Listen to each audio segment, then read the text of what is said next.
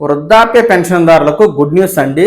ఎన్నికల మేనిఫెస్టోలో ఇచ్చిన హామీ మేరకు వృద్ధులు, వితంతువులు, ఒంటరి మహిళలు, బీడీ కార్మికులు, చేనేత కార్మికులు, కల్లుగీత కార్మికులు, మత్స్యకార వర్గాలకు చెందిన వారు, ట్రాన్స్జెండర్లకు ఈ ఆసరా పెన్షన్ ని 4,000 రూపాయలకు పెంచుతూ, అలాగే దివ్యాంగులైన వారికి కూడా 6,000 రూపాయలకు పెన్షన్ ని పెంచుతూ, అలాగే పూర్తి స్థాయిలో అంటే కాళ్ళు గాని చేతులు గాని కోల్పోయినటువంటి వారికి పెన్షన్ ని 15,000 రూపాయలు పెంచుతూ, తీవ్ర అనారోగ్యంతో పక్షవాతంతో మంచానికే పరిమితమైనటువంటి వారికి 10,000 రూపాయలు పెన్షన్ ని పెంచుతూ ఇటీవల ఏపీ సీఎం చంద్రబాబు నాయుడు గారు అయితే సంతకం చేయడం జరిగింది.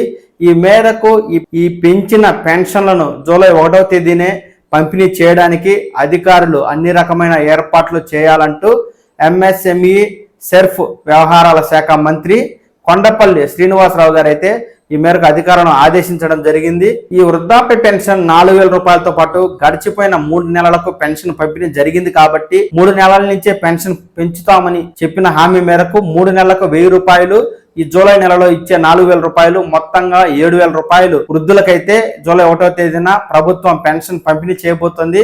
అలాగే వికలాంగులకు 6,000 రూపాయలు, గడిచిపోయిన 3 నెలలకు మరో 6,000 రూపాయలు, మొత్తంగా 12,000 రూపాయలు దివ్యాంగులకైతే ఈ పెన్షన్ ని పంపిణీ చేయబోతోంది.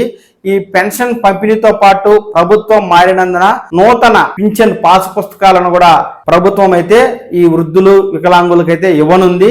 ఈ మేరకు ఈ పెంచిన పింఛన్లను వాలంటీర్ల ద్వారా పంపిణీ చేయాలా లేక సచివాలయ ఉద్యోగుల ద్వారా పంపిణీ చేయాలా అనే విషయంపై సందిగ్ధత నెలకొని ఉండగా, ఈ మేరకు ఈ నెల 24వ తేదీన జరిగే మంత్రివర్గ సమావేశంలో దీనికి సంబంధించి నిర్ణయం తీసుకోనున్నారు. అలాగే జూలై 1వ తేదీన ముఖ్యమంత్రి చంద్రబాబు నాయుడు గారి చేతుల మీదుగా ఈ పెంచిన పింఛన్ల కార్యక్రమాన్ని ప్రారంభించాలని కూటమి నాయకులు అనుకుంటున్నట్టుగాను తెలుస్తోంది. కూటమి ఇచ్చిన తొలి హామీ అమలులో భాగంగా ఈ పింఛన్ పంపిణీని రాష్ట్రంలో ఒక పండుగలా నిర్వహించాలని కూటమి నాయకులు భావిస్తూ ఉన్నారు. ఈ మేరకు ఈ పింఛన్ల పంపిణీకి నగదు సమస్య లేదంటూ రాష్ట్ర ఆర్థిక శాఖ మంత్రి పయ్యావుల కేశవ్ గారు కూడా వెల్లడించడం జరిగింది.